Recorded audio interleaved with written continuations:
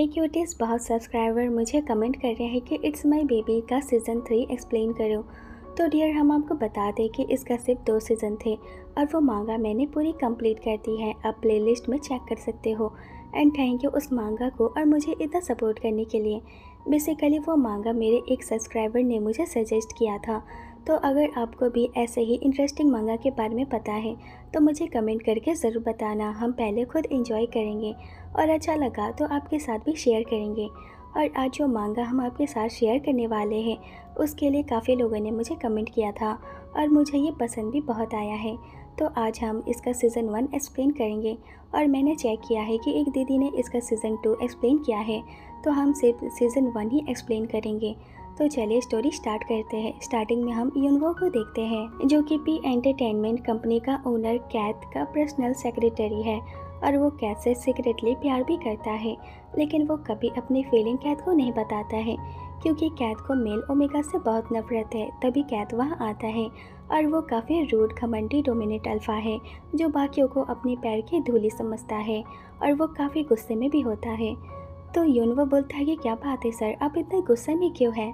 तो कैथ बोलता है क्योंकि किसी ओमेगा ने मुझे मार्क करने की ज़रूरत की है। ये सुनकर युनवो डरते हुए बोलता है कि क्या आपको याद है कि वो ओमेगा कौन था? तो कैथ बोलता है कि नहीं, मुझे याद नहीं है और हाँ, सिक्योरिटी टीम को बुलाओ। तो युनवो बोलता है कि क्या आप उस ओमेगा को ढूंढने की कोशिश करेंगे? तो कैथ बोलता है कि हाँ, मैं उसे ढूंढूंगा और उसे जान से मार दूंगा। उसकी हिम्मत कैसे हुई मुझे मार्क करने की? ये सुनकर युनवो और डर जाता है क्योंकि वो ओमेगा युनवो ही है जिसने कैथ के साथ क्वालिटी टाइम स्पेंड किया था और उसे मार्क करके अपना बना लिया। फिर हमें कुछ महीने पहले का सीन दिखाया जाता है कि कैथ की जगह उसके डेट पे युनवो जाता है, जिसे वो लड़की गुस्से में कैथ की जगह युनवो को ठोक देती है। फिर मार खाने के बाद युनवो ऑफिस जाता है, तभी वो कैथ से टकरा जाता है और उसके फेरोमोन से युनवो पागल होने लगता है, इसलिए वो अपनी नाक बंद कर लेता है। तो कैथ बोलता है कि तुम्हारा ये हाल किसने किया है? तो युनवो बोलता है कि ये सब आपकी गलती है, मिस एलिस ने आपके साथ रिश्ता तोड़ दिया है, वो अब आपसे नहीं मिलना चाहती है। तो कैथ बोलता है तो तुम ये सब मुझे क्यों बता रहे हो? मुझे जानने में कोई इंटरेस्ट नहीं है। तो युनवो बोलता है कि आपको इंटरेस्ट हो या ना हो, पर ये मेरा काम है कि मैं आपको सब बताऊं। तो कैथ बोलता है कि मुझे इतनी छोटी छोटी बात बताने की ज़रूरत नहीं है। तो युनवो बोलता है कि ठीक है सर, मुझे माफ़ कर दीजिए। फिर वो मीटिंग के लिए जाने लगते हैं। तो कैथ बोलता है कि क्या तुम मीटिंग में ऐसा जाना चाहते हो? क्या तुम लोगों के बीच मेरा मजाक उड़ाना चाहते हो कि मैं अपने सेक्रेटरी का अच्छे से ध्यान नहीं रखता हूँ? ये सुनकर युनवो को बुरा लगता है। तभी उसे एक अल्फ़ा की स्मेल आती है जो जानी पहचानी होती है। तभी एक अल्फ़ा वहाँ आता है और युनवो को देखकर बोलता है कि काफ़ी टाइम बाद मिले हैं। तो युनवो बोलता है कि हेलो मिस्टर। तो वो अल्फ़ा युनवो के करीब जाके बोलता है कि युनवो, मैंने कितनी बार कहा है कि मुझे ग्रेसन बोला करो, और ग्रेसन को अपने इतने करीब देखकर युनवो उससे दूर हट जाता है। तो ग्रेसन बोलता है कि मुझसे दूर मत भागो। तो कैट बोलता है कि बस करो, उसके साथ खेलना बंद करो। तो ग्रेसन बोलता है कि मैं खेल थोड़ी ना रहा हूँ, क्यों है ना युनवो? ये सुनकर युनवो सोचता है कि ये दोनों अल्फ़ा मेरे पीछे ही क्यों पड़ गए हैं। तो कैथ बोलता है कि तुम्हारा काफ़ी अजीब टेस्ट है ग्रेसन, तुम इस जैसे ओमेगा के साथ कैसे फ्लर्ट कर सकते हो? तुम्हारा स्टैंडर्ड कितना लो है। ये सुनकर युनवो को बुरा लगता है कि कैथ उसकी इंसल्ट कर रहा है। तो ग्रेसन बोलता है कि भाई बकवास मत करो, अजीब मैं नहीं तुम हो, मेरा छोटा भाई, और तुम ही एक ऐसे अल्फ़ा हो जो किसी मेल ओमेगा को डेट नहीं करता है। तो बताओ कौन ज़्यादा अजीब है? वैसे मैं काफ़ी टाइम से ये पूछना चाहता हूँ कि तुम कभी भी किसी मेल ओमेगा के साथ टाइम क्यों नहीं स्पेंड करते हो? तो कैथ रूडली बोलता है कि फ़र्क नहीं पड़ता है कि वो ओमेगा, अल्फ़ा या बीटा हो, मैं बस किसी लड़के के साथ टाइम नहीं बिताना चाहता हूँ, मुझे लड़के में कोई इंटरेस्ट नहीं है। तो ग्रेसन बोलता है कि तुम्हें पता है ना कि मेल ओमेगा नॉर्मल लड़कों की तरह नहीं होते हैं, वो उनसे काफ़ी ज़्यादा अलग और क्यूट होते हैं। जब तुम किसी मेल ओमेगा के साथ टाइम बिताओगे तब तुम्हें पता चलेगा कि मेरा क्या मतलब है, पर तुम तो अपनी लाइफ का सबसे हसीन पल को बेकार कर रहे हो एक मेल ओमेगा को खुद से दूर रखकर। तुम सबसे बड़े बेवकूफ़ हो। तो कैथ बोलता है कि मुझे वैसी लाइफ जीना भी नहीं है, किसी लड़के के साथ रहना ये सोचकर भी मुझे घिन आती है। पता नहीं तुम किसी लड़के के साथ कैसे टाइम बिता लेते हो। तो ग्रेसन बोलता है कि अगर तुमने कभी किसी मेल ओमेगा के साथ टाइम बिताया होता तो तुम ये बात कभी नहीं कहते। वो ओमेगा काफ़ी अलग होते हैं और सबसे बड़ी बात, हम मेल ओमेगा के साथ इसलिए रहते हैं। तभी उसकी नज़र युनपे पे जाती है तो वो बोलता है कि माफ़ करना, मैं भूल गया था कि तुम भी एक ओमेगा हो। कैथ, हम इस बारे में अकेले में बात करेंगे, हम यूनवो को अनकंफर्टेबल कर रहे हैं। तो कैट रूडली बोलता है कि यूनवो पे ध्यान मत दो, उसे बुरा नहीं लगेगा। तुम्हें जो कहना है उसके सामने कहो, और अगर तुम्हें यूनवो चाहिए तो तुम उसे ले सकते हो, पर मैं बता दूं कि उसका कोई फ़ायदा नहीं होगा क्योंकि यह काफ़ी बोरिंग है। तुम्हें उसके साथ बिल्कुल भी इंजॉयमेंट फील नहीं होगा, बल्कि उसके साथ होने पे तुम्हें घिन आएगी। ये सुनकर यूनवो को काफ़ी हर्ट होता है कि कैट उसके बारे में ऐसा सोचता है। तो ग्रेशन बोलता है कि बकवास मत करो, मेरे ख्याल से यूनवो काफ़ी अच्छा है, जो भी उसके साथ रहेगा वो अल्फा काफ़ी खुश रहेगा। पर कैट नहीं सुनता है और मीटिंग के लिए चला जाता है। तो ग्रेशन भी उसके पीछे जाता है और कैट की बातें सुनकर यूनवो की बॉडी अपने आप रिएक्ट करने लगती है। तो वो फ्रेश होने वॉशरूम जाता है और बोलता है कि मुझे अल्फा से नफरत है।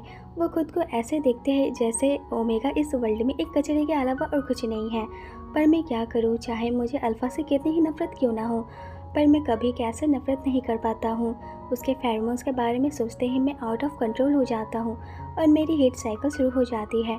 ऐसा लगता है उसके फेरोमोन्स मेरी बॉडी की चाबी है। फिर वो ऑफिस जाता है, तभी उसे अजीब फील होता है। तो वो चेक करता है और उसे पता चलता है कि उसकी हीट साइकिल शुरू हो गई है, और ये सब कैट के फेरोमोन्स की वजह से हुआ होता है। तो यूनवो ऑफिस में जाके थोड़ी देर रेस्ट करता है और सोचता है कि लोग बचपन में चेंज हो जाते हैं, लेकिन बड़े होने के बाद में बॉडी में चेंजेस आना बहुत रेयर है।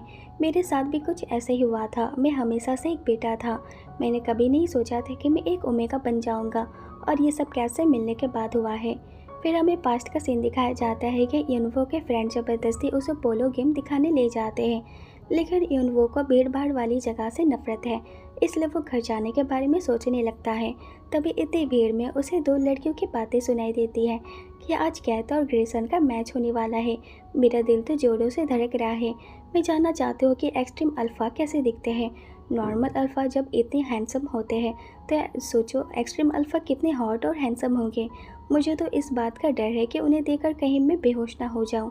और ये सब सुनकर यूनवो सोचता है कि ये इतने एक्साइटेड क्यों हैं, आखिर वो कोई प्रिंस थोड़ी ना है।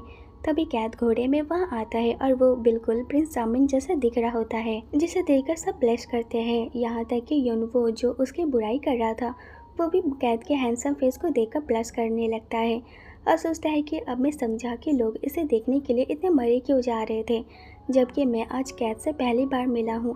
पर मुझे जलन हो रही है कि वो दूसरों को देखकर स्माइल कर रहा है। मुझे ऐसा लगता है कि मैं उसे अपना बनाना चाहता हूँ। मैं चाहता हूँ कि वो बस मुझे देखकर स्माइल करे। मेरा दिल इतनी ज़ोर से धड़क रहा है जैसे वो अभी बाहर आ जाएगा। मैंने कभी नहीं सोचा था कि मुझे पहली नज़र में किसी से प्यार हो जाएगा। ये सोचकर यूनवो काफ़ी ब्लश करता है। तभी यूनवो की तरफ बॉल उड़ के आती है। ये देखकर यूनवो डर जाता है। तभी कैट वहाँ आता है और स्टिक से बॉल को हिट करके यूनवो को बचा लेता है, पर उसे चोट लग जाती है। फिर कैट को मेडिकल रूम ले जाया जाता है और यूनवो को कैट की फिक्र होती है क्योंकि उसे उसकी वजह से चोट लगी है। इसलिए यूनवो कैट को देखने मेडिकल रूम जाता है और देखता है कि कैट सो रहा है और उसके सर पे बैंडेज लगा होता है। ये देखकर यूनवो सोचता है कि मैं नहीं चाहता कि इस हैंडसम फेस पे मेरी वजह से कोई निशान पड़े। तभी कैट उठ जाता है और स्माइल करके बोलता है कि क्या तुम ठीक हो। ये सुनकर यूनवो खुश होता है कि उसे याद है कि उसने उसे बचाया है। तभी कैट अपना हाथ आगे करता है, तो यूनवो को लगता है कि कैट अपना हाथ मिलाना चाहता है, तो वो भी अपना हाथ आगे करता है, पर कैट उसका हाथ पकड़ के अपने करीब लाता है और उसे स्माइल करके बोलता है कि तुम्हारी कोई फेरोमोन्स नहीं है, क्या तुम एक बेटा हो। ये बोलकर वो यूनवो के नेक पे बाइट करता है, जैसे यूनवो खुश और थोड़ा नर्वस होता है क्योंकि ये उसका फर्स्ट टाइम है। तभी कैट गुस्से में यूनवो को खुद से दूर करता है और गुस्से में बोलता है कि तुम तो एक लड़के हो, पर मुझे लगा तुम एक लड़की हो, आखिर तुमने मेरे साथ ऐसा क्यों किया। ये सब देखकर यूनवो को कुछ समझ नहीं आता है।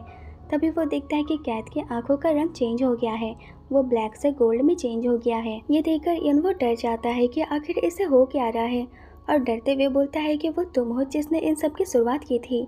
ये सुनकर कैट पागल हो जाता है जैसे वो अपने होश में नहीं है, और गुस्से में अपना गोल्फ स्टिक उठाता है यूनवो को मारने के लिए। ये देखकर यूनवो डर जाता है और अपनी पूरी ताकत लगा के वहाँ से भाग जाता है और इतना थक जाता है कि आते ही सो जाता है। फिर जब उसकी नींद खुलती है तो उसे काफ़ी अजीब लगता है, तो वो डॉक्टर के पास चेकअप के लिए जाता है। तो डॉक्टर बताता है कि तुम पागल हो, तुम एक एक्सट्रीम अल्फा के फेरोमोन सावर्ट के कांटेक्ट में आने के बाद जाके सो कैसे सकते हो। तुम्हें जल्दी से मेडिसिन खाना चाहिए था ताकि तुम उस अल्फा के फेरोमोन को से दूर रखो। पर तुम्हारी एक गलती की वजह से अब तुम एक ओमेगा बन गए हो। फिर कुछ साल बाद यनवो पी एंटरटेनमेंट कंपनी ज्वाइन करता है, जहां उसकी मुलाकात कैथ से होती है। पर कैथ उसे पहचानता नहीं है और बोलता है कि मुझे फ़र्क नहीं पड़ता कि तुम अल्फ़ा हो या ओमेगा हो या बेटा हो, मैं किसी लड़के को कभी डेट नहीं करता हूँ, तो मुझसे दूर रहना और चुपचाप अपना काम करना। ये सुनकर यनवो थोड़ा उदास हो जाता है कि कैथ को वो याद नहीं है। और यहीं पार्ट 1 ख़त्म हो जाता है। आपको यह मांगा कैसा लगा और क्या आप कंटिन्यू करना चाहते हैं? कमेंट करके ज़रूर बताना। वीडियो अच्छा लगा हो तो मेरे चैनल को सब्सक्राइब कर देना और कमेंट करके बताना कि आपको वीडियो कैसा लगा। फिर मिलते हैं, बाय बाय।